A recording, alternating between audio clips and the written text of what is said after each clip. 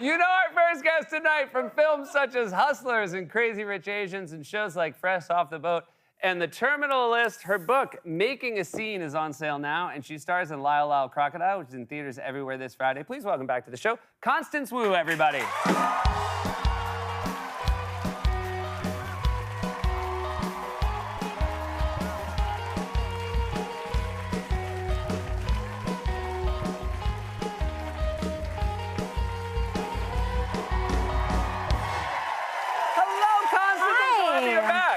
I didn't know Fred was here, and I have to just tell Fred. Please. When I first booked my first network sitcom, Fresh Off the Boat, I had no experience with comedy, so I said, I gotta study somebody, and you are who I studied to learn how to be funny. How'd I do? Wow. I did. That's so nice. Thank you. Yeah. Amazing. Now, knowing Fred, he's gonna ask for a commission, now that you've said that. $400 a month in installments. Ooh, it paid off. Learn from the best. This is a book of personal essays. Yes. Which must have been, I would imagine, challenging, cathartic to write. You talk about how acting came to you very young. Mm-hmm. You share a photo. You were the mole in Wind in the Willows? Yes, my first leading role. This is your first leading role. Look at you, a very convincing mole. The Jeremy Strong of moles. Yeah, you lived like a mole for a whole. If you look at that picture, I mean it. Yeah. Like, I'm seriously a mole. Yeah, and it seemed like that your drama teacher saw some real talent in you, but Mr. also Frizzell. was supportive of you. You talk about the fact that you were accused of plagiarism in school. Yes, during 8th grade, which I think is such a pivotal year for kids, you know, I had my Western civilization teacher accuse me of plagiarism, and she had no proof. So she made me go up to all of my other teachers, and she said, "Do you think Constance is good enough to have written this?" And every teacher said no. Oh my God. Sorry, it makes me cry, even thinking about it still.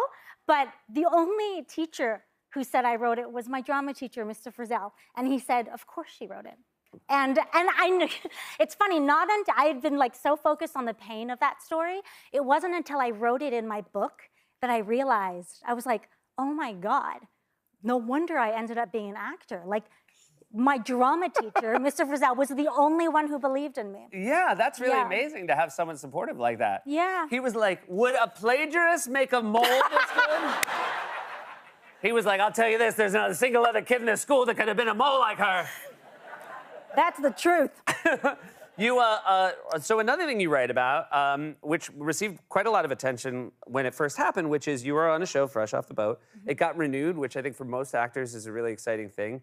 And then you publicly sort of basically shared that you were upset that it was coming back for another year. You received a lot of criticism for that, especially from people in the business who would say things like, how could an actor ever be upset their show got picked up for another year? And so in this book, you shared what happened, which is you were being, sexually harassed by a senior producer. Was it important for you to give that context as to what you were feeling when you went through that other public moment? And how's the response been for you? Well, to be honest, I didn't want to write about that. That was the last essay I wrote for the book, and only after being like pushed by my editor, like, you should write about this. This is what people want to hear. And I was like, I'm done with that chapter in my life, because all of the sexual harassment, the inappropriate touching, the like telling me to wear short skirts and like intimidation, that all only happened in the first 2 years of the show, when I was still very scared that I had never done anything big before. I had just graduated from being a waitress, and I was scared of being fired. Once I sort of felt a little bit of job security, then I started saying no to this producer, which infuriated him, but it was okay. So I thought, you know what? I handled it. I don't need to stain the reputation of this show or of this producer. I could just keep it inside. And as a result, I feel like I was never able to really be myself on set, because I'd see my abuser being buddy-buddy with everybody else, knowing what he had done to me. And, the thing I learned is that bad feelings and abuse don't just go away because you will it to. It's going to come out somewhere. And so I think, people didn't understand the context of those tweets. And thank you for like not making fun of it because, you know, it led me to a really dark time. And so I think I decided to include, I decided to include it in the book because I think it's important that we engage in curiosity and empathy before we go straight to judgment.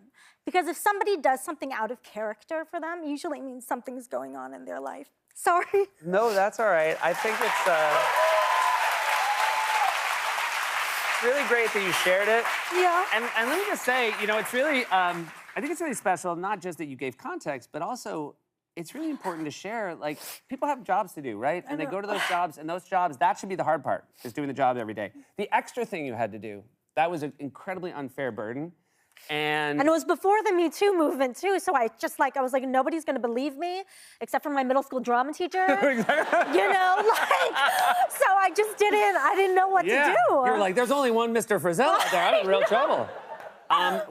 It's really, thank you, though, on behalf of all of us for sharing it. It couldn't have been easy, and hopefully it feels better being on the other side of it. It's so embarrassing crying, sorry. That's all right. Hey, well, you know what? Let's take a break, and we'll come back, and we'll talk about Lyle Crocodile. Yes. I'm so sorry.